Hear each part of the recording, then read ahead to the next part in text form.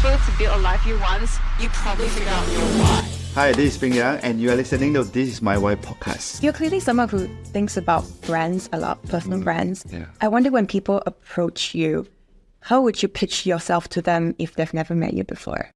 Most of the time, first meeting, I would say I'm from KL Foodie, because I think that KL Foodie, we have more followers. Yeah. Million of people is using our recommendation on a daily basis. Normally, how I do my self-introduction is, hi, I'm Pinn Yang from KL Foodie. I'm a co-founder and CEO. We built up Penang Foodie. We try to speak out some of the products that they might heard of on social media. We have Sabah and Sarawak Foodie.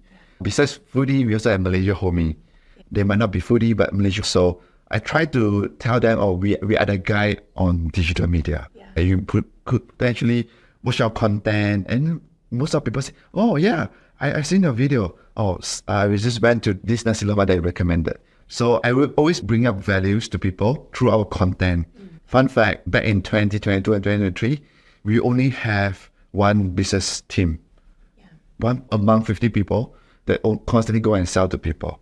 So we believe in bring content first, give value first, the brand will come to find us. And also, most times these uncles and aunties, they can't afford it as well. Right? Oh yeah, the hawker, right? If you are the SME, the hawker, most of the time we do for free. And that's also the mission why we first started Penang Foodie. We just want to bring the beauty of Penang and share it to the world. But way before we started, some people are very skeptical. Who are you? Because that's not the norm. Yeah, no one's done it before. No. Yeah. Yeah. I think your family must have found it interesting because your parents, they used to work together to run a Hainanese chicken shop. Correct. No such thing as KL Foodie back then. What did they think of what you were doing? Yeah. Okay, so my dad and my mom, we started Hainanese chicken rice. My dad is Hainanese, I'm a Hainanese. So proudly serving Hainanese chicken rice. Yeah. So when we first started, my parents are very supportive. Even until now, they are still very supportive. I would say they are our 0.1 followers. Still, until today, you will see they are the top followers, top comments. My dad, from non-tech person to very techy, every single day on our social media, following all of our accounts. Most our people in the company knows Uncle Lim is now commenting. Please give him love. Yes. So we give you a lot of credits. Yeah. Back in 2017, when I do this for a side hustle, every single day he will fetch me to go hunting as well. So when we were in our childhood life, every weekend he will bring our family to go out to makan. Yeah. Monday to Friday, my mom will cook. Weekend, they will bring us. Those was really good memories. Yeah. So we will go to eat some of the Chinese noodle, some of the nasi kandar that we love. We still go it today. So now I'm based in KL, but whenever we're back to Penang, we will do food hunting together. Yeah. It feels almost like a full circle, right? Yeah. Like your parents are running the food business. You follow them around, learn the business. Now he's helping you to do all about food as well. Right. But unfortunately, the food business, the hawker only ran for 1.5 years. What happened? Shut down. Yes. So I think firstly, maybe the cooking is not at level yet. Then the quarrel happens because my mom and my dad will quarrel every single day. Not an easy business. So then my dad decided to close our business and he do the other business, which is selling things at morning markets. I usually follow my dad when we are on holiday or weekends. He will sell multi-tools, sell wok in the morning market in Penang. I think you were selling for like 100 plus and your profit was 100 ringgit. Yeah, the wok is 199. Yeah. So my dad will tell me, okay, the margin is 100 ringgit. So we were super proud, right? So imagine we can sell 5 a day, 500 ringgit. Yeah. So I do the maths. If my dad go to work every single day, 30 days, the income will be 15,000. Yeah. Right? So I was so proud that time. But that wasn't the case. Sometimes raining, sometimes it's just so tiring. My dad didn't go to work. Yeah. And even before that, he was selling insurance as well. Yes. So he did lots of things. Correct. Were you inspired by your dad, or were you thinking, oh, this life is not for me? Yeah, huge inspiration. My dad used to be insurance agent. I think after insurance agent, Chinese called Telfeiti, he go to Japan work without permits for a few years. So he was always hustling. I was made in Japan when my mom pregnant, so they came back. So then my mom don't have to work anymore because he just want to take care of family. So my dad would just go to morning market selling. My mom was also very positive. Still today, every single time he will say to us, We are very proud of you. We are very happy now, thanks to you and my brother. Inspiration comes in every single morning. Wake up at 5, go to morning market. Even until now, still remember the early days. How my dad hustling, go to the morning market. If there's no space, we will change market. Because some of the morning market, no more space. Change space to other market and setting our store. After doing demonstration for a few hours, we will do product delivery. That time, we do it ourselves. Sometimes the work has some problem, we will do after sales service. We'll follow him around. Super inspiring. Although it's very tough business, very tiring, he didn't give any negative thoughts to us. He was very supportive, giving us freedom to do whatever we want. So when we first started our company, all right, for sure, Chinese man, he asked us to stay down first. Don't expand so fast. Keeping up your costs, right? He once said to me, if you want to start your own business, go all out. He has no choice. He has a family. He cannot give so much risk. Although you say to us, okay, start with partnership first, don't go into Studio Berhad. Because of costing and all. And then you eventually switched to SDN Jibber in 2019. Correct. 2018. Yeah. Was it a big moment? Correct, yes. Because when we first starting out, even when I working full-time at Tencent, I always listen to podcasts, read all the articles, some company manage raise fund. So I was dreaming one day, maybe we could potentially raise fund. So we are just following the footsteps of what other companies doing, right? Raising fund for the company, expand to other market, right? So definitely big moment for the company. We raised 170,000 that time. Yes. From your angel investor who actually got huge returns. 500,000 just in dividends. Correct. 25 times his investments. Correct. Dividend-wise, huge return. But he sold all his stake 2 years back to Loob Holding. Yes. He made about 25x. Yes, that's incredible. Yeah, but he didn't want to leave, but has no choice. He is also our 贵人, right? People that since our values supported us. He said, I know that it will be tough if I don't leave company now. It feels as though you are one of those people and companies that draws a lot of this kind of trust that I believe in what you do. You might not have figured it out yet, but I believe you will. How do you think you've created that trust? In fact, until today, I still don't know. I still don't know. But I think from Penang, Northern, we show them by how hard we work. We tell them, after work, we'll go to work. Even until now, after our full-time work, we go to work. They see our value. They see how we spend our money. We still pay us very little money as to cover our full-time salary that time. We hire people also very cheapskate that time. Intern for 100 ringgit, right? I think we charm them by our mission and vision. Even when we do hiring that time, people that join for 1,000 ringgit as a full-time salary, which is insane. And if I think about it, right? They're still here, right? They're still here today with our product manager. We are our top level right now. What's the secret? I think telling them our mission is very important. Yeah. Attracting talent to join the company, even we are still small, is telling them our mission. We are not only in Penang, we are going to KL, we are going to Bangkok, we are going to Johor. So also the mission, right? We want them to be part of the journey to promote the SME, the hawker. What is the mission? For Penang, very simple. Our mission is to promote Penang to the world. So in a hyper-local city, we'll hire the local, we'll tell them, we are promoting our city. From food, the culture, things to do. Want to join us? Very simple, right? So the mission is also to helping the SME and the locals. We really change the way people explore food.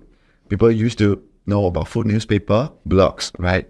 They couldn't afford high production quality, 10,000 to advertise. Now, we offer them affordable solutions there. I love that you talk about all this because it's just such a kind of vision that normally people wouldn't have when they're starting business. It's very much, I just want to be very gansap, spend little money and just work. But you are thinking overall in terms of strategy, in terms of vision, get you on board with the mission. Sounds very much like lessons I learned when listening to podcasts, which I understand you love as well. You love things like Gary Vee, My First Million. You listened to them when you were very young as well, that inspired you. Yeah. What were some of those big lessons you remember listening when you were young that has really sort of influenced your journey? Sure. So let's talk about Gary Vaynerchuk. Yes. So I always listen to him. He's very in your face. In my face. Very real, very genuine. Yeah. So one of the lessons that I can share is give, and ask. Yeah. So then give, and then hook. So very simple. You give value first. So I still practice until today. Even on running Foodie, right? We never really think about the returns. We don't care about, oh, what if the auntie don't pay you? Because you do it for free. Gary Vee is a very macro people. You do first, people will come. But you don't know when you didn't practice, right? So we go and feature the hawker, the ramly burger, nasi kandar, nasi lemak, the mee goreng, the char kway teow, and all do it for free. But we realize people really come and say, hey, I want to advertise on a platform. How much you charge? So this insane value that until today, we don't really think about money. Back in those days, 5 years, we write our statement, but we don't do projection. We don't care about how much you make on a money basis. Money just comes, there's profit. Still today, our core is content. We're making sure our content is quality. We look at the feedback, the comments. Some of the wording is not right, we'll make improvement. Some video is not nice. To our community, because they truly care about our missions, we will make changes. So we give values to our audiences and hawker, the money will come. Trust me. So, But that does apply for everyone though, especially content creators. For some people, they are struggling for years. It never works out. So, okay, if you are a finance creator, just talk about finance, right? How you make money, how you make a first million, or how you make a first 5 ringgit. Just tell it honestly how you make that. I'm sure money will come. Some creator didn't do well. I think it's the content strategy. So the other one is that we think we are really good at the hook that we can attract people. Gary Vee also mentioned that keep producing 10 video a day, from podcasts, written articles. It's a huge team. Just Yeah. Correct. But even for myself, I started my personal journey as content creator back in 2023. I don't rely on my content creator. I shoot the video myself.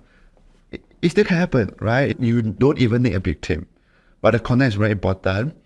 But you need to do 10 video for the next 30 days or even years. Only we see success or not. When I first started my content, I also told myself, you have to do 1 video a day, right? Because you didn't know which content will go viral. Even so, your video went viral, million views, you still cannot stop there, right? This is a lifetime mission. It's not a sprint, it's a marathon, right? Even the video went viral, what is next, right? What is next? So I don't really care. My video hit 50 million views. This is a topic that we constantly been discussing in our company. What is next? Okay, after this video viral, what is next, right? We don't want to stop there. We always want to drag our ranking with the number 2 players. Even now we have 25 million followers. Maybe the second ranking is about 2 million, 5 million. It could easily come up, but we just want to widen the space. Yeah. I love that you talk about what's next. Let's go back to when you were younger. Okay. You didn't know what was next. Yes. You were confused. It's very interesting because there were 2 contrasts I noticed when you were younger in school. On one hand, you got 1A in your exam. But on the other, you were also very entrepreneurial. You were spending a lot of time gaming and you had the mindset of let's sell and make money. Yes. Wow, it's very interesting. What was going on back there? Yeah, I love trading. I love money. I once found that I can make money through gaming. It changed my gaming habit. I used to just farming for level. I just want to be good at gaming. But at one point I found out, I can really buy low, sell high. I can be trading. And then I go and study every item, the pricing. So I go and talk, how much you want to sell me? I offer and resell it. The profit is huge. Some product I can make huge returns. I didn't know that it's entrepreneur, right? I just know I'm a trader. I can make some money, right? And also the timing, I think is very important. So my academic, I didn't perform well. But somehow my cita in primary school, I still write, I want to be a businessman, entrepreneur. Yeah, so maybe I already manifesting it. Do you remember the first thing you sold and how much it was? I remember clearly in-game currency 400 million. So 1 million is 3 ringgit. So when I was in secondary school, I made about 1.2k ringgit. I just sell whatever my friend want. In 1 month? In that transaction only. Oh, wow. Yes, because I just keep on buying items, right? So he said, I need 400 million for my games because he wanted to buy some atas equipment, right? I said, okay, I have that, sell that. But that time, it's really reward to myself. I bought 2 Sony Ericsson phone, one for my brother, one for myself. My relationship with my brother, since we were in gaming, we were sharing the same account, sharing the same account, and we found the money, we found the level, and we sell. Somehow, it automatically, we started our business together also, right? So the entrepreneurial journey is somehow just come I know I want to be a businessman. I always tell my mom, I want to be a businessman. I just don't know how because when I first started my first blog, we were making 20 cents at excess income. Which feels good when it's USD. Feels good. I tell my mom, one day this will be big. Because my only thought for my side hustle, which is Penang Foodie, is 5 ringgit a day. My target is 500 ringgit a day. So I just writing a lot of Penang, best breakfast, nasi kandar, nasi lemak. And when people read, I get passive income. Where does the confidence come from? This will be big. This will be big. I don't know, right? Because in fact, my English is also not that good. But your Malay is amazing, your Chinese is amazing. Still, You're better than most people. Yes, but in writing, I don't think it's good. But that's why I also don't know. I just writing, I mirror from UK blogs, Singapore blogs, Australian blogs. I try to mimic how they write and make it the Malaysian way lah. Somehow it works. I just don't know why. I learned a lot from SEO. I just put a lot of money studying SEO. Like I hack it to be ranking on top 1 on Google. So it says Penang breakfast, still my article. Yeah. I remember I also started my journey with blogging as well. And I thought, okay, I've heard about this thing called SEO. I was listening to podcasts. They were teaching me, go on Pinterest as well. And I was like, okay, I should own my own domain. Let's just do travel because it's the easiest way to get started. And then let's just SEO the heck out of it. And then even now, 3 years later, I haven't touched it. It's still ranking. It feels nice. Super nice. It buys you 1 meal a year, but it kind of feels nice. Correct. Knowing that, oh, this is truly passive. Yes. Anyway. And I really love passive income. Yes. I love it. I love it so much. Like even now, some of the campaign I can sell is 500,000 ringgit for one campaign. But what brings me more joy is I woke up and hey, look at the asset income. Oh, I'm making about 25 ringgit. Yes. Yeah. You didn't go into this immediately. You went to Tencent first. Would you feel that was a good move? Because that's where it exposed you to food industry, right? What did you gain from that? That time, when I started studying a degree in Thai College, right? Yeah. I was majoring in marketing. So we were studying a lot of Apple, how they brand themselves, how Disney do that. I told myself, I want to join a tech company. I want to join Google. That time was huge, right? I want to join Facebook Malaysia. I went to apply Uber. I was dropped out at the second stage. Oh, no. Maybe they have stage, right? Then, they're not here anymore. Yeah. So I applied Tencent. Yeah. So I want to join WeChat. Somehow, I stumbled upon their hiring interns. So I was so happy I went to apply interns at Tencent. If no Tencent, there would be no Foodie, I think. Because when I applied to Tencent, they asked me to write your favorite song or your favorite food. They asked me to pick. I'm not that song people. Then I write food, right? My grammar, I check back what I've written. It was a mess. But it got me. Then I joined a company as an intern in their food app. Because Tencent has invested Meituan in China. They want to build the same thing here. So I was the very early team. They're doing the food app, right? I was doing all the data, curating what are the best way in Petaling Jaya, Petaling Street, in KL, in Penang. I was that guy in Tencent. The product didn't launch, but I learned so much in Tencent. Like what? The China man mentality. Like? Or the hardworking.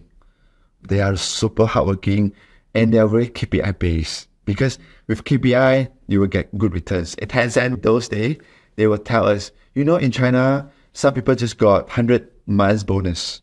Some people got houses if their app works, right? So after work, they will still go to testing. In the next morning, they go in earlier than us. They go in at 8 a.m. because they're so competitive. Their mentality is very strong. I have to make my app works and happen. If not, then they don't get the rewards, right? They don't get a bonus. So I share the same thing. Until today, I proudly tell myself and my friends and my family, I used to work in Tencent. I know how they work, how they do things. Super hardworking and there's first mover advantage. Right now, China is booming. Everything they do, if they're copied here, it still works. Yeah. I resigned because the app didn't launch. Yeah, unfortunately, the app didn't launch. But you had all the data for yourself. I have all the data. I've been studying how to promote the product. But I just don't have tech background. So I resigned and go back to Penang and start my own Penang Foodie. Yeah. But I really want to close my loop to be a tech company also. So this year, maybe the Q4, you will see the app that we are building also. Oh, okay. I'm telling it first here. Yay! Yes. It's come out soon. Yes. I wonder, you realized that, okay, Tencent is not going to release this food app. You decided, I'm going to go and register all the foodie domain names out there, which is not normally what people would do. What was your thought process behind that? Okay, so foodie name also coming from a mug that I got from Tencent. Thank you, Foodie, Tencent. Yeah. So I just thought, okay, I'm from Penang. Penang is a food paradise of Asia. I can start Penang Foodie first. But I study other media also in the US. That time we have Insider, it was very big. They have New York Insider, they have Cheese Insider. I just mirror them. Okay, maybe Penang Foodie could expand to KL Foodie also. We can expand to Johor. We want to do hyperlocal.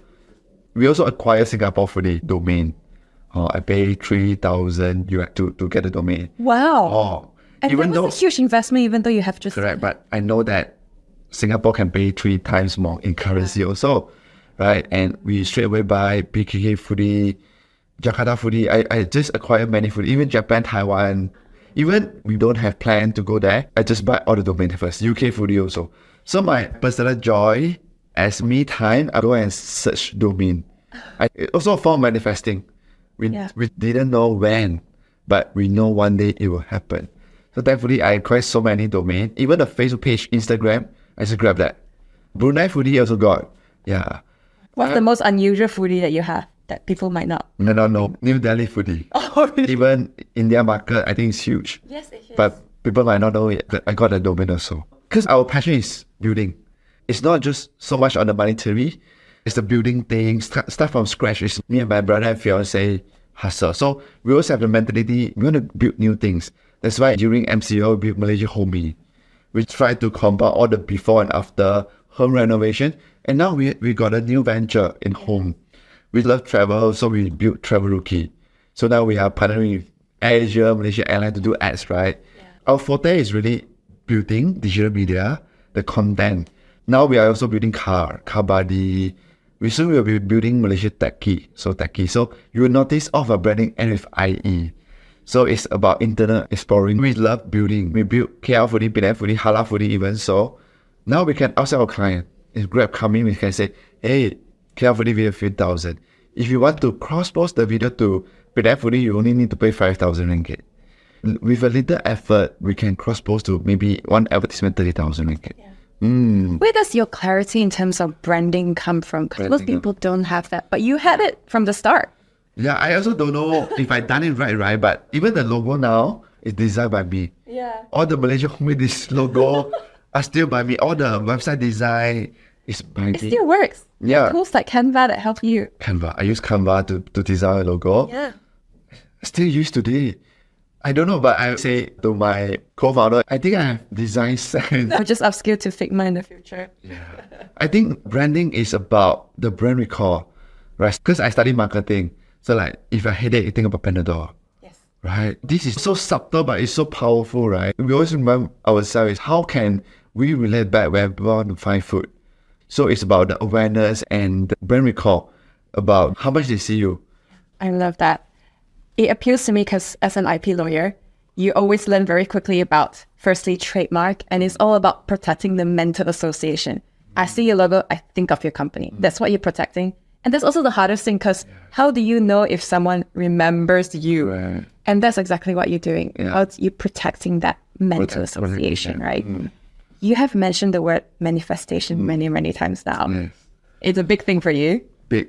Talk to me about that. Why Okay. is that? Yeah. I don't read a lot of books, to be honest, but I bought a lot of books. I bought Khairul books.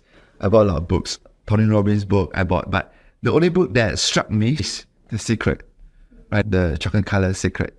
Essentially, the book taught us 3 things. Ask, believe, and receive. That's the way of manifesting. So I practicing manifesting since I was small, right? So when I was small, I just keep dreaming.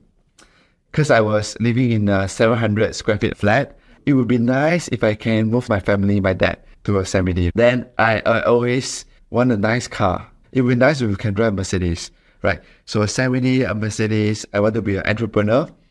So after reading the book, this is how it happens. Firstly, you need to ask. I just don't know how, but I believe that one day I will be an entrepreneur. I will be a businessman. And receive. Receive is what happened when you have that. So that is how I practice manifesting, because I know the secret already.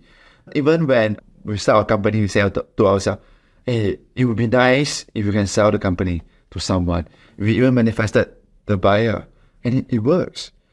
And manifesting of secret is so crazy. Always talk about it, it will come to your life. For example, right, I always talk about Vijaya, we talk about Chris, now we are good friends, we are partners. Talk about T-Life, now they are our business partner, they bought our stake, right? If I talk about IPO, I think one day will happen, just matter of time. So since then, I talk to myself, I want to buy a 70. So now I got a 70 for my family. It happened. I want to do donation. It happened. Now Pinn Yang content is about giving back to community. Every year, I write a wish list because I know you can ask as many as possible because the universe will give you that. Yeah. When we were doing like 10 million ringgit in revenue, I want to do 20 million. And we are doing that, like, even more. And now you've written 50 million. 50 million. I want to have 50 million. You have to trust yourself, it will happen. Yeah. Because the universe is going to give back whatever you want. But it's just a matter of, once you have that, is it linked back to happiness? Now I manifest for my company, 100 people, 50 million revenue. Even my fiance, she always say to me, my dream is I want to build my own house. I want to have my own land. It happened. We just don't know why, but we bought our land in Penang. We are building our own house. So all the car brand that we want, we got it already. As you were talking, it made me think of what I once heard between David Millen and Tim Ferriss. Okay. They also talk about manifestation, and it was very much, imagine yourself 10, 20 years in the future. Okay. One day, you sit down and you write almost like a diary entry. It's as much detail as possible. I woke up at this time, I smelled this, I did this, I saw this. Don't hold back. Just dream the biggest, most audacious dream that you want. And she said, you just read it every single day. 10 years later, every crazy thing she wanted happened. Yes. Yeah. It sounds crazy, yeah, but I have dreamed about it and it happened already. Yeah. So manifesting is really something that I think everybody should look into. So thankful that I read that book. And I can share one story. I passed my sister this book. Yeah. She read it and she written a check, a fake check. Because inside the book also asks you to write a check to yourself. You will receive it one day. So my sister wrote, I want 100K. And it really happened. 100K into her pocket when we sold our stake to Loob. Yeah. So it's so crazy, right? If you think about it, whatever thing, if you want it hard enough, it will happen. It's just the matter of time. Yes. You wanted to be an entrepreneur. You manifested it. Did you want to also work with your fiance and brother as well as co-founders? Yeah. That's very unusual arrangement. Yes. I didn't know it's unusual. I love working with people that surround me, right? Because I want to bring up them, they can cheer me up. But it's hard, yeah, it's hard. Because one is my brother, blood. One is my fiance. You can't cut them off. I can't cut them off, firstly. Yes. And sometimes they will quarrel. Yes. They will quarrel, then I'll start in the middle, it's hard. And you get personal as well. It used to be really worse last time. The tips is getting know each other's strength. Yeah. So my brother is really good at content. My fiance is good at the operation side, the finance side. Me, I'm a dreamer. So I'm a strategy side. I do the business and relationship. Yeah. So if my brother said, I want to hire people in Terengganu, Kelantan to do content, then my fiance is the operations side, finance side. Why you pay so much? Then they will quarrel. So I start in the middle. A lot of businesses, a lot of VC don't like to fund people that is in this because the risk is so high. Most businesses fail because the partners break up. So I think you need to strike a balance. Me and my fiance have struck a balance already. We try not to talk about work. Once a month, it's gonna have a discussion for the company. As long as it's for the good for the company, we should listen. If cannot, then by voting lah. Because we have to respect each other. I think the keyword is respect also. But it's hard lah. Yeah. It must have taken a while to get to that stage. Yeah.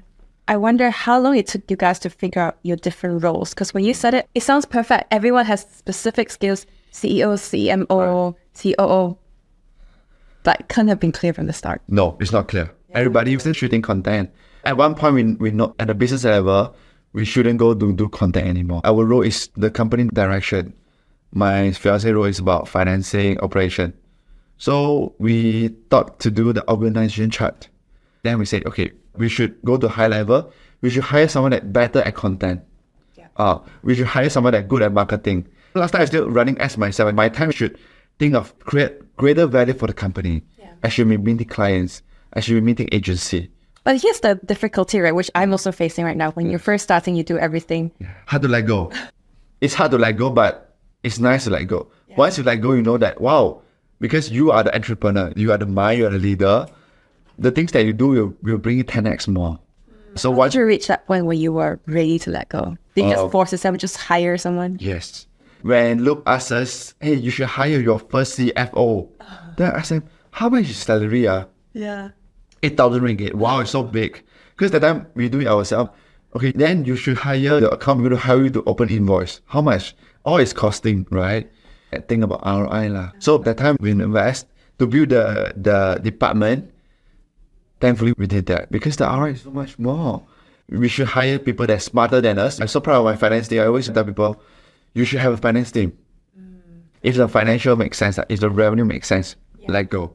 How do you think about your financials and going, I am ready to let go? How do you analyze that? At one point, I realized we have a lot of revenue, but the receivable is not there. We usually invoice, but not paying us. But finance team so your cash flow is better now. You can use your cash flow receivable to expand hiring more people.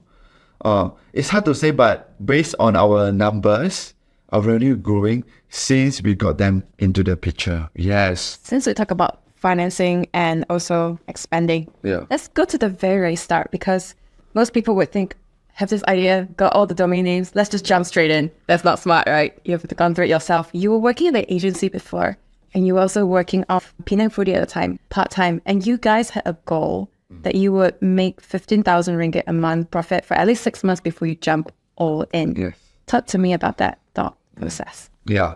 So that time I was still working full-time. My fiance, my brother also working at Exabyte. It's a Penang company that doing really good, selling domain. My dad at that time still selling at morning market. And right after we got our first paycheck from working, we don't take money anymore. At first, of course, Penang Foodie built as a side hustle, right? For 5 ringgit a day, my brother is working as a Grab driver. We didn't know Penang Foodie could make some good bucks. I have an Excel, so I track month to month. I do the column and I know our ROI, right? I know our revenue. The time we fixed 15,000 because our full-time salary is 3,000 ringgit, 333, 9,000 ringgit. If we can hit 15,000, then we have 6,000 profit. So we know that we have an expansion goal. We know we will hire people. That time we were doing full-time, I straight away hired 2 interns. We use our revenue to hire interns. That time we paying them 400 ringgit. Yeah, they were from NT Penang. How did you find them? If not mistaken, we post on job posting on our platform, social media. We use Penang Foodie to post and they apply. I still remember that day. We interviewed at Queen's Bay Penang. I said, we are building this. What's your KPI? You have to do 4 videos a week. We will do 4 videos a week. Then the partner have to do 4 articles a week. So really, that's how we grow. And we hire more people. We have more content. Our revenue grow. So we noticed that, if you do more quality content, people come and advertise. When we are consistent, 15,000, I was the first one that resigned. Followed by my fiance and my brother. We resigned. It must be scary though. Scary. We were working at cafe, then we were working in a co-working space. Our revenue kept on growing, then we started to have 10 people in the company already. How quickly did you grow to 10? It took about 6 months. Oh, that's fast. 6 months, yes. So when we go all out, some people were like, congratulations. We don't know the meaning, to be honest. We didn't know the meaning. Congratulations, wow, okay. Our revenue kept on growing because we're on it 100%. Do you feel, looking back, that maybe the expansion was very, very fast? Because some people will be like, you hire too fast and you cannot sustain it. Yeah. And you only just started, right? You don't know if you would still continue to Correct. second year, third year. How do you think about that? We monitor our sales closely. In a month, how many people looking to advertise? We keep on thinking about our growth plan. We need to go KL. So this is how once you have more ads, once you have more quality content, the inbound sales will come. Were you also practicing sort of radical honesty? Some people do that. When I interviewed Mr. Money, he says that he's still got a relatively small team. He will share the entire finances with his whole team and saying, this is what we are making. We need to hit this or we can't hire you anymore. Whoa. Yeah. So everyone's fully invested. Wow. But of course, he will pay the bonus as well, right? Now, thankfully, we are profitable. Yeah. We are looking for really good talent that come in the company. So we try to match their salary. People that have like-minded mission, we hire them. We give them really good benefit. That's how we retain them. Our editor don't have a KPI now. Yeah. They don't have a revenue KPI also. Only applies to the PD team. So we try to split. The salespeople is the one that carry the sales coming. The content people, their responsibility is I have to make great content. So over years, if we have good profit, we'll do bonuses. We do increment to retain. We do company trade as well. I think what Peter is doing is right. Setting up straight the KPI. Our KPI is only you have to do how many videos a week. Because we know that if you have quality content, it will lead to the sales. Yeah. Yeah. How did you figure out the business model? Has it evolved over time? Yes, it is. I think it's about timing, right? Right now, 90% still rely on advertisement. So the sales is inbound and outbound, right? Coming from agency, SME, or direct clients. It's like 70-30. Agency. Our BD team is very strong. So now outbound is very strong. Yeah. It's about 50-50 right now. So inbound still a lot, 10 to 20 inquiry every single day. So that's inbound. I love how you ask how the revenue stream evolved, right? I love to talk about during MCO. Yeah. MCO that time, we couldn't go out and shoot, right? And we are in F&B lockdown, no dine out. So that time we pivot to do more long form video and we make money through the AdSense, but it's from Facebook. It's called ad income. Sometimes it's about timing. Now it becomes 5% of our income. Yeah. So we have a dedicated team taking care of our organic content, long form content. It's about 100,000 coming from that. So that's our passive income now. So the third pillar of our income is our affiliate income. During MCO, a lot of people buy things online. Buying a lot of product from Shopee and Lazada, and we just put affiliate income. We're churning about 50 million revenue for Shopee, and we got about 200,000 in a month. If you ask me what is next for our company, it's commerce also. It's live streaming and creator. TikTok. If you do that business model 5 years back, it won't work. So it's about grabbing the opportunity timing. Next year, I'm very passionate about what is next at our company. It's about content, commerce, and creator. So now I've been trying live selling. So after work, I do live. And it's been really successful, Yeah. isn't it? Yes. Thankfully, the first product, it was a lipstick that I sell for my friends. We got 600 ringgit in 2 hours. Yeah. It's quite okay, but Or you're a guy who doesn't use lipstick. correct. So, I just want to try. yeah. So what was it like actually doing live stream? What were some of your takeaways? Wow. It's very tiring. It's hard. It's tough. It's tough. Because you've seen those China live streamers, right? It's like show, and Correct. she's making 3 million. Correct. You It know. might sound fascinating, fantastic, but in fact, it's hard. But I got the experience following my dad to morning market to do demonstrations. That time, I tried 30 days non-stop. My mental and my health got affected. Every single day, like Chinese is very chuan, very tiring. So that's the key takeaway. In order to make it successful in live streamings, you have to really know the products. And you have to fight hard to get the voucher from the platforms. I still remember the first product on TikTok, 600 ringgit in sales. Some of my friends saying to me, it wouldn't work. It wouldn't work for you. Because your IP is not about selling things. You are about giving things. Right? Then I talked to Khairul, Aming. Yes, I was going to mention that. I talked to Kay and said, hey, Kay, I would love to try live selling because we are so successful, right? I mean, he sells like 3 million in 30 seconds. Record breaking. He said to me, you have to find your niche. You have to find your why. I said, okay, Foodie is doing for SME. He said, go to that. Go to Machi and help them sell. So I said, oh, yes, that's right. So next product I sell for Machi that I selling sunglasses and Bukit Bintang. I don't take any commission that time. Then I talked to a brand in Malaysia that sell baju Melayu. They asked me to do advertisement. I said, no, I don't want to take any money. I just want to try. You give me commission, I play commissions. So the first product that went pretty successful is Bulan Bintang. It's a Malay baju Melayu. I do 30 days at Ramadan. So the first live, I thought that I was selling a lot, but still pretty good money. It was 5K in sales, but 3 hours. Oh, wow. That's tiring. But the next live, 8,000, 10,000, until a point, 3 hours, we can do 50,000. What's the secret? The secret is don't give up. I think for many, 5,000 sales is a lot already. Yeah. If you do it every single day, still making a lot of money. But were you doing something different that allowed that? Or is it just Correct. people were trusting you more? Yeah, very technical. So more and more, I learn from the products. I know what products can go. So I pin a product first, I promote the product and the color that's trending on the platforms. So we have to promote that more, right? Push on more voucher and create agency. Create agency help. The voucher help. As the time goes, I know more about the fabrics. I know how to present the products nicely. Setting out the lighting. It's about learning from each of the life. Okay, about how you explain your products. Okay, Pinn Yang is here, Pinn Yang talking about product. Then, okay, I trust him or her. I buy from him and her. Yeah, I think that's the secret for consistency. Right now, sometimes I do 3 hours live for Habib a month. I could do like 300K in 3 hours. So this is a consistent learning and exercise. Now my live stream is only doing local products. Live streaming is not about money.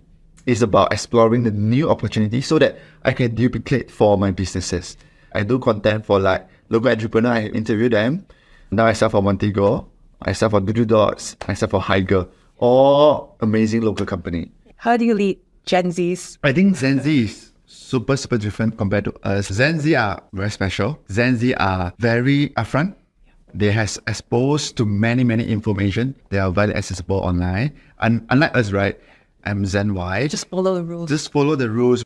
We have to do this for our manager, right? But Gen Z, they are not disrespectful, but they know the thing, right? They will question. They will question and they are very upfront, right? Some people might find it difficult to control Gen Z, but I would rather they are very upfront. They know it. The way I handle is I try to make them like a friend. Gen Z love social media recognition. So they love traveling. They're very flexible. We try to give them more flexibility, but they are very creative, right? So we really need them in our industry. We give them freedom to do what they want. Proposal, we let them do. Flexibility. Come into the office whenever you want. Correct. Most of our people don't come to office again, right? So yeah, Gen Z, interesting generation. Yeah. But they are very smart because they get access to more information than us. They consume a lot, then they know no way to treat them. I would prefer to be very transparent with them. If you promise them something, give them. Do not overpromise as well. I like that you said be friends with them. It makes me think again of Peter Yang, Mr. Money. The title for the podcast I did with him was something he said to me the first time I met him. And it's a statement he says to his staff, I'm not your father. Yeah. How do you find that like? Because ultimately, yes, we may be close. We see each other more like family. But we are not family because family doesn't inspire you when things get tough. Correct. How do you think about that? I have very OG team that stay with me. So we are like family. We are like family because they are from Penang. The 10 people that we expanded, I would say 80% are still with us. During annual dinner, I remember saying, I haven't had kids yet, but I have you. So I always thought of them. I joke with them. I'm like friend, no stress. But when I work, KPI is KPI.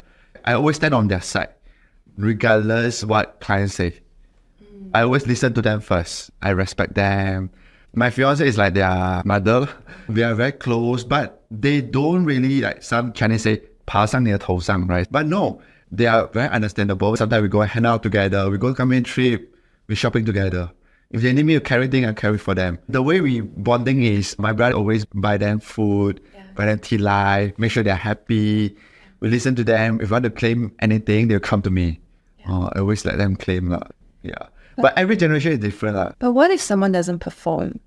Like if they're just terrible and Correct. you can't keep. Correct. Yes. So for 70 people of my company, we only meet once a month online. I don't really micro them. Now they are upper management that handle every scheduling. But if you are not performing, I think it's my responsibility to talk to him or her. I will screenshot some of the example that is performing well in content or share to him. Perhaps you could do this. Then I will follow up next day. Very strict. Because I reshare to you the idea. I'm expecting you to do it fast. Because content work is fast. In Foodie pace fast.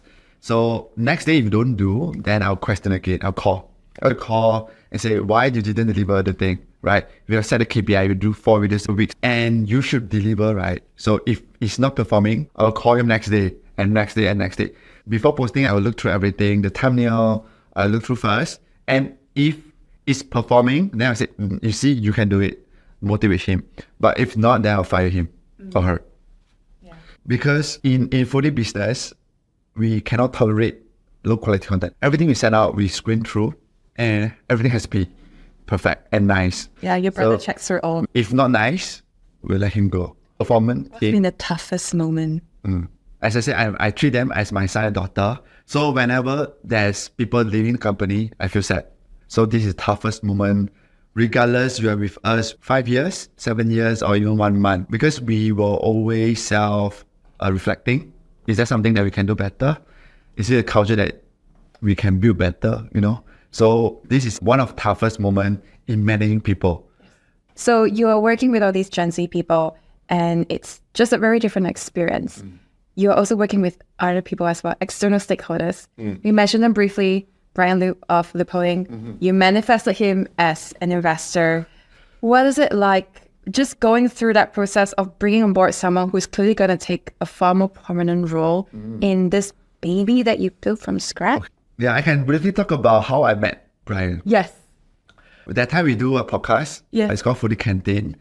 And we invited some of the FME players, Uncle Roger. And Uncle Roger is coming to Malaysia also. Yeah, it's opening up. I'm meeting him. So we also interviewed Chris's Juice Coffee CEO. We also interviewed T-Life CEO, Bryan. Then he texted my producer and said like, hey, I would love to meet a founder. So that time we were like, we are in Penang, we don't want to meet. I was that kind of boy, right? I don't want to meet people. Yes. I don't know the power of meeting people and connection that time.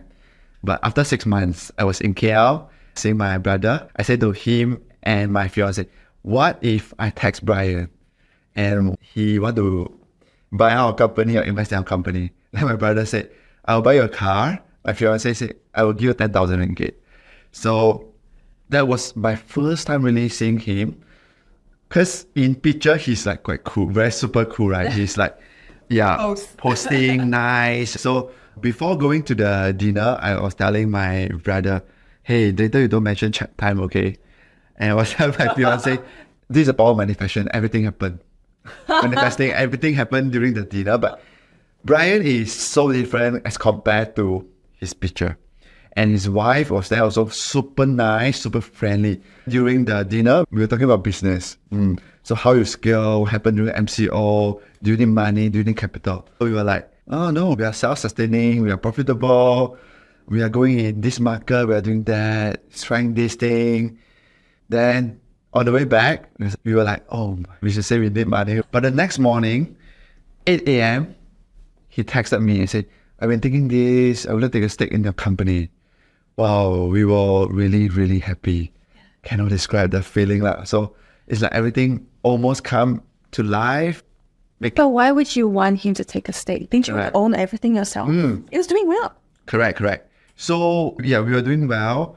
But I can tell you, after Loob joined, right, Chilang, Jeremy and Bryan joined, our company revenue grow about 3x. Yes. The reason why we want to have Loob Bryan on board is because he shared the same value to us. Local brand, global mindset. So he also expanding the T-Life business in Philippine market, in other regions as well. Also, we want to learn from him. We know that he's a figure in entrepreneur that I think many is dying to learn from him, right? We were saying before, and we also want to level our name. We want to tell to the industry that even though you are just a content creator, you are just a media company, very small, one day you could also potentially get investment or sell stake. We just want to tell to the industry.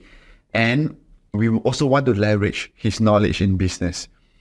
So everything changed. But we still predominantly handle the business. We only do money management review. So Bryan, he's not hands-on on our business. Our operation changed. With our operation now is, I think I'm very proud. My finance team is super good. When he first joined, he only said 2 things. I want you to move to a new office. You need to hire operation team and finance team. And we are so thankful that we did that. Now everything is running smoothly. T-Life has about 800 that time. So everything is about SOP, right? He's not going to be there and making the bubble tea, but how his team instruct the manual. Because we can have a good SOP and recipe, then we can duplicate to other regions as well. I love that you mentioned that because it very much is the kind of lesson you learn when you watch like Shark Tank, right? Yeah. You're not just getting the money, you're leveraging on their distribution network, Correct. knowledge and everything else. Yes, 100%. Wow. Yes. During the journey, we got so many inquiry, many VC, many PE made out with us. They want to invest. We are looking for a strategic partner. I think in business, if you are looking fun, look for someone that can bring value, strategic. Because so many people have money, right? You need to look for people strategic. So Bryan definitely, and Chile and Jeremy definitely are super strategy for us. How did you do your due diligence as well? Because someone might meet you and promise the world, and then you really sign the dotted line, and you get nothing. Correct. Oh, very loyal. So I think, okay, yes. We sign shadow agreement, term sheet, right? But some things are very iffy. Oh, I will introduce you to whoever I know if you need. Correct. How to go from that? Yeah. I hire my own lawyer for my secondary friends. Important lesson. Correct. You have to. Yes. You have to hire a lawyer to help you on this because so many terms, right? Yep. The counterpart will hire a lawyer as well. It's protecting both of you when you make sure you're clear. Yes. What were some of the things that surprised you in this process of working and bringing on board 3 additional new stakeholders in addition to you guys? Okay. I think for us, we are very lean. We are okay. Yeah. Not so much changes. Our financial performance improve. Our operation improve. Yeah. Previously, we don't do money management review. We don't even know which page are performing. What they bring value to the table is they are tracking each outlet is performing, right? So now we are tracking of our 20 pages.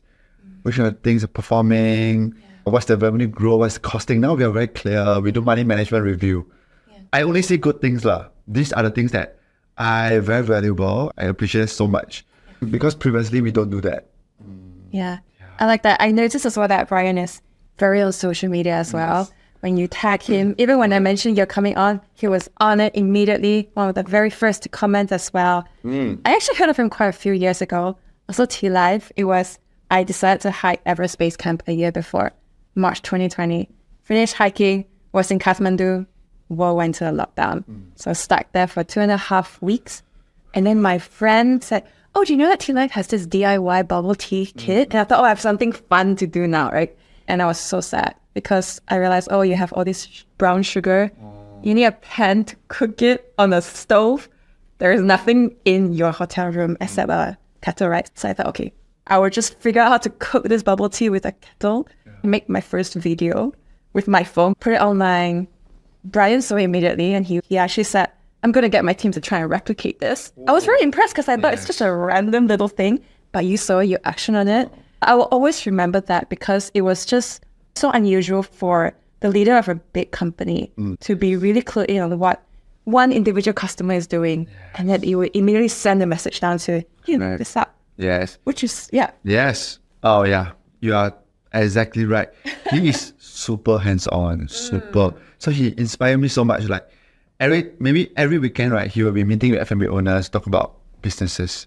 So he also inspired me. You should talk to more creators, right? Because it's in our industry. Yeah. So he's super hands-on. Like little thing that you think that his team that might be doing it. Yeah. A lot of time, even we do marketing campaign with Foodie, he will in the meeting as well. That's why he can build such big company because he's very hands-on. He knows every detail, recipe, how to operate a store, where to open. He knows everything. His meeting is super packed. Clearly, you're influenced greatly by working with him, seeing how he's doing, leading his company. You're also running your own thing as well on the side, or your personal different pages. How do you figure out the balance for yourself? It's super tiring. So like Foodie, for me, is 9 to 6. I turn on Do Not Disturb after 6. Okay. Then after 6, makan, dinner, fiance, friends. Yes. Then most of the time, I will spend my time, especially last year, doing content. Yeah. That's how I strive at the balance. There's no balance. There's no balance. There's no balance. So after makan, I usually go out and do content. Then I edit, then I post it up. This is every single day. When I want to try something, I go all out. I want to make sure I try everything and making sure it's success. And now I think I have a leverage already. I know everything, how it works already. Unlike last time. After I will try small, now I have more people, I have friends, I have capital a bit, then I can try it fast. I can then making sure how to make it success. Yeah. So there's no balance. You have to do live 3 hours after work. So why do it? Yeah, why do it? No. What drives you? I just want to show to people that I can make it happen. But haven't you already shown? Yes. The numbers have shown since 1st January 2023. You can stop now. No, I started my journey first 2023 until now, right? Yes, but there are more things that I want to prove to myself and to inspire my friends, my colleagues as well. And what drives me is I think I'm still young. I want to be more free when I'm in my 40s. So I will work hard during my 30s. I guess until 35. Then I could curate as many wealth as possible during these 5 golden years. I want to create a machine that could potentially self-sustaining and using the leverage that I have, which is the social media that I have, that I can hire people to work and I can get the money. Yeah, makes sense. Yeah. I love it. This is something that brings me to mind an observation I made when I was looking through your page. And obviously anyone who knows you, especially on TikTok, they will go, oh, this is the guy who goes on the streets and goes, let me give you free money and let me give you free food. Let me give you free everything, really, right? Like you meet 2 girls and go, oh, what do you want to buy? Oh, let me just bring you and buy me products. I wonder, when I looked at that and I thought, okay, that's really great. People love it. Mr. Beast has done it really, really well.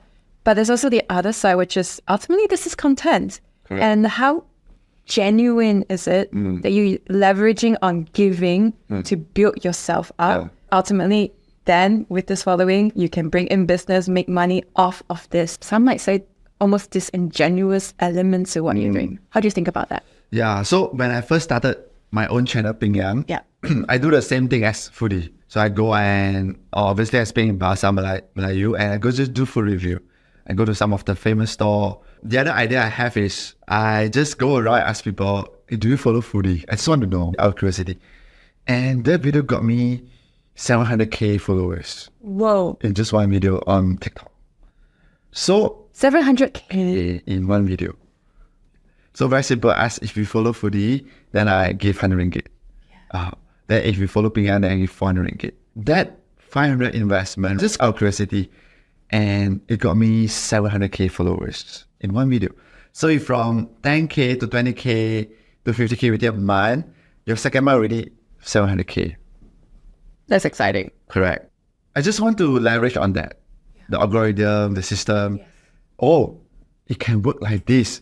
I think I was the first one in Malaysia, TikTok market that done that, have the taste of it. Even the TikTok management, I'm really happy about it. Who is this? Yes. Then I start doing different things. Okay, I just try to be creative. So I want to inspire people to buy things if they can.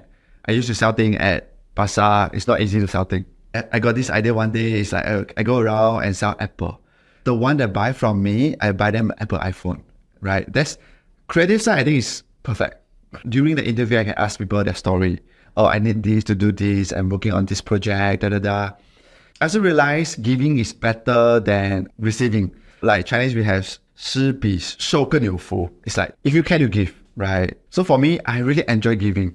That's why if you ask me anything, if I can, I will give, right? So then the channel grow, the PR channel grow, a lot of people know. And the good side is I have many people come to me and say, hey, wow, my son want to be like you one day. I'm glad that many people know Pinn Yang as giving things randomly. I'm glad that I went to some podcasts about Twitter and I tell my story. In fact, Pinn Yang is actually the founder of Foodie. Foodie has been also helping SME in that region. In Hawker, MB, some of the relatives got help from us. Then about genuine, for my gifting, all are 100% genuine. But the downside is some other creator might utilize the same strategy and they got the taste of it also. They get many, many followers. But first, they don't know what's behind, right? I can say that my content is genuine, but some other creator, I couldn't promise. And some even use that as a scam. So every day I reflect, should I keep on doing this? What are the downside? Yeah. The good side is I can motivate some people. I bring positivity. All the comments are very positive. So positive. And it also drives me. It made me happy. I find my why in doing content also. Because doing content is very, very tiring. But the downside is some people might take advantage also. Some people might email me, text me for random things. And if you say no, they might say something bad. Correct. So it gives me a doubt, right? Can I really help everybody? The answer is cannot. Because my fund is limited, right? But if I can use the content to inspire more people that doing this positively, then it can help people. I thought to myself, maybe I should work with like Yaya-san. I should work with NGO. So people that want to advertise with Pinn Yang, some of fund will go to this street. They will do all the charity work. So I could bring back what I love doing, then let the NGO party to do the giving. It really gave me a lot of thoughts, almost every single night. Do you want to be known as the giving guy forever? Giving can be knowledge, money, right? Yeah. Can be so many things. So we might be seeing slightly different content. Correct. I've been thinking to trying different content, right? So stay tuned. Yeah, I can give maybe personal finance tips. I don't mind sharing how to create wealth. Then they can also be giving one day. Because in Malaysia, I read our comments. It's in their mind also. If one day I make it, I want to help people also. I wonder in terms of giving, has your personal brand building given something to your company as well? Has it impact? Yes, definitely.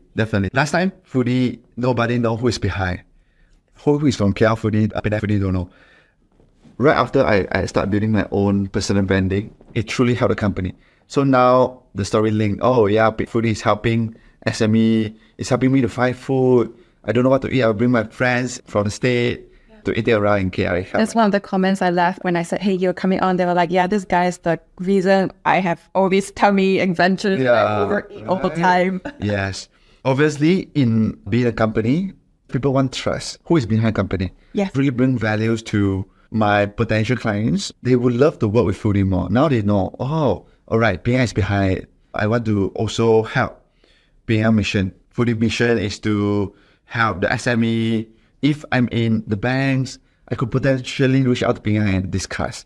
Truly a lot. In fact, my company now, hiring posts get more. We got about 50% increase every single day because people get to know who is behind it. People trust the company. People trust people, not companies. Yes. I feel proud. I could go out and talk about my business now. Yes. I don't want to hide now anymore. I should be continue sharing what I know to inspire more people. Truly. Really. Do you think that all of your staff members should start building their own personal brand? Yeah, yes. We have people that already building now. Yes. I wonder, because the likes of, say, BuzzFeed has always encouraged that as well. Okay. But the problem with BuzzFeed is that then their individual ones become huge superstars themselves. Right. People like Michelle Curry comes out, huge YouTuber, and they leave with all that knowledge, all that people. How do you think about that? Because it's great, but I'm still running a business and I have to bring stuff up from the scratch. As a business owner, if one day she left, definitely we feel sad, right? But I think that's something that we couldn't control. For us, we support their decision. In fact, if we're seeing they have some traction, we'll tell them, hey, are you thinking to do this full time? Then what we'll do is we could also help them to get more customer. We have to support their decision. Yeah, because it could be a virtual cycle. They could come back. They could be a future client as well. Correct. So definitely sad. There's no doubt about that. Yeah. Another thing that you always give is also your finances, which I was very surprised about. I listened to all your interviews. Yeah. You were always sharing. Oh, I own 75 Ethereum. There were just all this information that people find easily. I wonder, yes, content creators, a lot of them do share a lot of their finances. Maybe they're true, maybe they're not. But in Asia, it's less. It's a lot less. And also it's the concern of, do I really want to share it? What's the benefit? How do you think about that? You've overshared. No, I don't think I overshare. In Malaysia or in Asia, yes, people tend to hide. I don't know why. In fact, the numbers can be bought easily through open data, right? Yeah. So my thinking is, if sharing leads to a good outcome, then it's fine, right? I think in the future, if we are building this as a public company, we might have to share quarterly as well. Why not I share now? I don't think it's a very sensitive thing, right? Are there any no-fly zones for you where these things I will never share? Oh, wow. Not really. Oh, really? Yeah, if I can share, I will be very open. If I cannot, I just say no. But financial number, I do. So I share on other podcasts, right? I don't see any negative outcome and could potentially inspire the next generation, right? Now Gen Z, they want honesty. They want transparent, right? They want autonomy as well. Mm. Yeah. So, Pinn Yang, we've talked so much about your journey, how you got into business, how you've built good foodie media. I got it right. And also how you've built your personal brand, how that's impacted you, the way you're thinking about the future. You also share a lot about your personal life as well, what you've also gained from this as well. Like, for instance, how much you're earning, how much you're giving back to your family and friends. You don't regret giving that. I wonder, through this entire experience of giving, what do you want? I've been thinking this question a lot. I've been through the journey of like starting out very small, earning 1 ringgit, 5 ringgit a day, to now Good Foodie is doing about 20 million a year, right? So I also sold some of my stake to Loob, right? So I cash out the money. I use the money to buy things I ever wanted, right? I buy my car, my house for my family, my first watch, Your Rolex, yeah. Rolex, everything, right? Of course, I believe money brings happiness. Ultimately, what I want is freedom. As in, like, I don't want to wake up with alarm clock. I still enjoy working. I still want to work because I think that's in my DNA, but I just want freedom. What when you want to, not because you have to. Yes. So I would love to still handle the company long term, but I would love to have like freedom, as in like, I don't have to worry about the installment. I don't have to worry about, I have to renew my car insurance. So this is the reflections that I've been through the cycle. So when I wanted to buy my first watch, right, I asked a senior people, should I buy that? I really want that. I keep on looking at it every single day. I cannot stop thinking about that. So he said to me, you should buy it. What he trying to say is you have to go through the cycle. Then you find out what you really want. So for me, I don't need Rolls Royce, I don't need Ferrari, I don't need sport car to make me happy. I already very happy right now. I just want to keep continue building, and one day get the freedom to do anything I want. I've been in the business for like almost 7 years. I haven't bring my family to travel yet. Long overdue. So we are planning of that. 1 month trip. Cannot, but maybe a week. I want my family to enjoy also, my parents. But they are traveling, they're traveling themselves. Just that I really want a trip with them together. If you have money, go with the experience. Many are saying that, don't buy this, go with the experience, right? I do agree. And this is the same reflection from my brother and my fiance as well. You don't need to have a lot of money, but if you make it, that's great. You have to work hard to make your first money, right? Your first money that you think is enough. Then create a machine that you can still continue to make money and enjoy the rest of the life. So I really want my freedom maybe in 50, so I don't have to work so tired anymore, but I can still give my knowledge and the company can self-running. Yeah, that's the freedom. You don't have to buy a big house, right? I bought my first Porsche, then now has a lot of trouble. I can happily drive a simple car now. Yeah. I wonder, just before we wrap up with all the questions I normally ask every guest, is there anything that anyone listening can help you with? Whoa. Wow. This is really deep. I rarely ask for help, honestly. Do you struggle with asking for help? Yeah, but I usually get it done by myself. Something that can help me is like maybe know more about my story first through this podcast, learn me as a person. Follow me. You can follow me. I want people that really know who Pinn Yang is. I'm a very simple person, but my friends keep on saying I'm not, because I keep on hustling. Who am I? Someone that loves building things from scratch. Someone that enjoy the journey as well. I always put money at the very end. Even from Pinn Yang, all the money that I make, I put in a once in Berhad. I didn't cash out any single cent yet because I don't have to. I have some money from my business, right? I love challenges. I love the proof that you can make it happen if you try hard enough. Many people want to be content creator this day. Most of the time they give up easily. I want to show to the world that if I restart again, I could still do that. Exactly the same thing. I will create value. I will do content. I will even document the journey. Then enjoy the process and you will get what you want in the future, I think. After 2 hours with you, I wonder, do you feel like you've found your why? Yes, I think so. I'm currently super enjoy my life. I'm very proud of what I can give to my family. I think I made it already. In fact, I think I make it already. I'm successful in my own definition. My dad don't have to work anymore. Yeah, he used to be very stressed. They are those type of parents that I didn't know. My mom go to hospital a lot. Oh, from stress. From stress. He always think that her kidney got problem, heart got problem. They didn't even give us an idea that they always go to the hospital. My dad will bring her to the hospital every single week. We didn't know because we were in KL. They don't want us to be worried. They just want to hide the truth. I'm glad that now I listen to them more as a child. As a son, I listen to them. I talk to them. I be very honest to them. How much we make this month. What are the things that we are building? What are the things that you should do? You should go to physio. I will pay for it. You should go to check out if you want. You should go travel. I'll pay for it.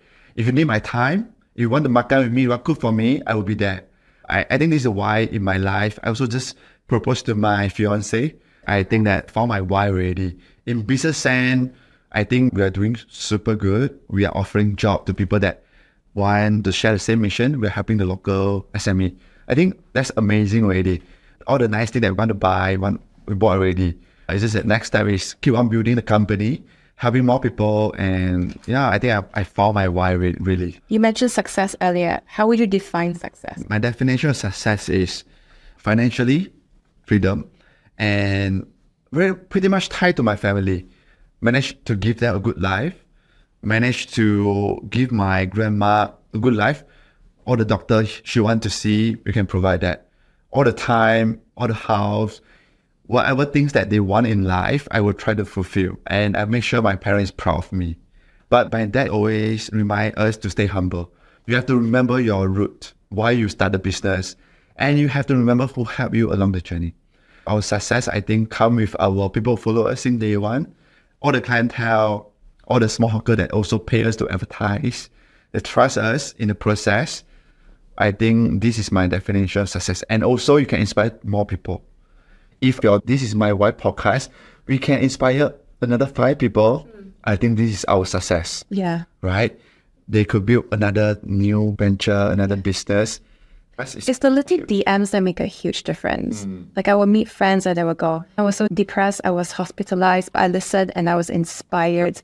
Or like I had one whose mother recently passed away, but she said because she couldn't move, she was listening and she really enjoyed it and gave us a lot of comfort. It's just one story, but it means a lot. Yes. Right. Do not estimate the power of podcast. Do not even estimate the power of one person. Yeah. Yes. It will inspire a lot. One of the first things you said was financial freedom. Do you have a number for that? What does that look like? Whoa. Yeah. Wow. Nice. I always struggle with it. I never know what it is. I think everybody has a different number. Yeah. Well, this is a really crazy question that I think many keep on thinking about it. Yes. I think if you want me to give a number, you need to say if you have 3 million cash, I think you will hit financial freedom as long as you don't uplift your lifestyle. So a lot of time, I think what I realize also is you make more, you spend more, you will not hit your financial freedom. Don't overspend. Lifestyle creep. Yes, that one is very dangerous. But financial freedom, everybody has a different number, right? Let's talk about legacy. What kind of legacy do you want to leave behind? Wow. I want to build a made in Malaysia brand that go listed in Malaysia and expand to Southeast Asia. I want to really build a very successful local brand, local digital media brand that can inspire in content and commerce, that everybody will watch our content and help them to make decision. Then go listing in local market KLSE. I think this is the legacy that I want to build. That's unusual because most people will move to like Singapore and list there. We just want to make Malaysia proud. Listing in Malaysia is not easy, to be honest. You need to be profitable. They look at your business potential. They do due diligence, internal control. If you can manage to do that, I think it's one of the achievements that I want to hit as well. We are profitable. As is looking at profitable company in Malaysia only. I want to be that company. What do you think are the most important qualities of a successful person? I think discipline and hardworking. and be loving to their parents. I think that's a minimum quality for every successful person. If you're disciplined, you don't overspend, you're working hard, and whatever you promise, you have to deliver. So that's why I don't like to make empty promise. And if I say yes to your podcast, I think a successful person, if they say yes, they have to deliver, they have to come. Do not give empty promise. I think that is a very powerful statement also. I think that's an attribute everybody should have. If you make it already as a successful person, do not forget your family, because they're the one that support you no matter who you are since day one. Since you mentioned this, out of curiosity, why did you say yes to this podcast? Because you haven't said yes to many. Yeah, correct. And I'm very grateful you said yes. Yeah. I think as a content creator, firstly, I want to help other content creator. So when I see someone that's hardworking in doing content and bring values, I will try to say yes. I'll try to say yes. Regardless, some people only go to podcasts that has a lot of followers, right? When I look at YouTube, you're starting building, and I do see the values. And I think this is why it's very deep topic that many should look into it. But don't find loss, don't give up. So I hope to show the positive side of Pinn Yang to inspire people in the podcast. Yeah, and also I think you being here is also proof, and something I learned very early on, that doesn't matter how big a person is, just ask, because if you don't ask, you don't get. Yes, right, exactly right. So don't underestimate yourself also. Just draw a DM. You will not know what the outcome is. Like Rolls-Royce example, I want to shoot for my car body. I will just use my name and text them. I remember when I first starting out, right? I will PM my friends, hey, help me share my article. And you just never know who will hit that one person. Yeah, but you remember someone to help you. Yes. Where can people go to find out more about what you are doing? Sure. I'm on most of the social media platforms. I'm on TikTok. My username is Yang. I'm super proud of the short username, Yang. Instagram, Pinn Yang, Pinn_Yang. YouTube is PYSE. Threads, I'm on Threads as well. I'm pretty much on all the social media. And you're handling it yourself. Yes. If you want to go into more personal conversation, go to Pinn Yang without underscore, because that was my first account. So I keep personal to friends and family. But if you have any question about content creations, business, personal finance, you can ask me also. I would love to meet people in their early days hustling. Yeah, I would love to motivate them, give them some ideas. And I'm also doing some angel investing. So if you're looking for fun, please DM me. Yeah, I have a plan to invest about 20 companies before next year. Full circle. Wow. Yeah. Because angel investing is fun. I think I can bring some value also. The tickets will not be big. It's 50,000 for 20 companies, so the 1 million size. But I could leverage on my connection, my knowledge, social media. So 50,000 could be quite a good start for you. Right. They can also use your personal platforms to. Right. We only raised 170,000 during the journey. And anything else before we end, Pinn Yang? If you love this podcast, do support us. Yay. Okay. Do share this to friends. You can share it to any platforms, WhatsApp, and also make sure to comment who are the guests that you would love to see on the next podcast. All right. Yes. Thank you. Bye. Bye-bye. Thank you. Hey Steamies, you have reached the end of this Steamy episode. Thanks for sticking around. If you enjoyed what you've heard, would you like to support what we're doing at Steamy? It takes a lot of work, time, and resources to make every interview happen, and every little bit helps. To support for as little as 10 cents every day, just visit sothismywhy.com/support-STMI. The link is also available in the description for this episode below. In the meanwhile, if you'd like to listen to similar Steamy episodes, check out this video here. Now, if you're listening to this on a podcast platform, then please do leave us a review on Apple Podcasts. Look for So This Is My Why, scroll to the very bottom, search for Write a Review, select how many stars you want to leave behind, and write your review. If you're watching this in its glorious HD video version on YouTube, it'd be great if you left a comment sharing your thoughts or feelings after this episode. It really helps me to understand if you enjoy this episode, how it's impacting others, and what other stories you might want to hear in the future. Also, you might want to check out this episode, which touches on some of the things we've discussed in the episode you were just watching. If you enjoyed this, you're going to enjoy that one too. Thanks for sticking around. to hit the subscribe button if you haven't done so already, and I'll see you next Sunday.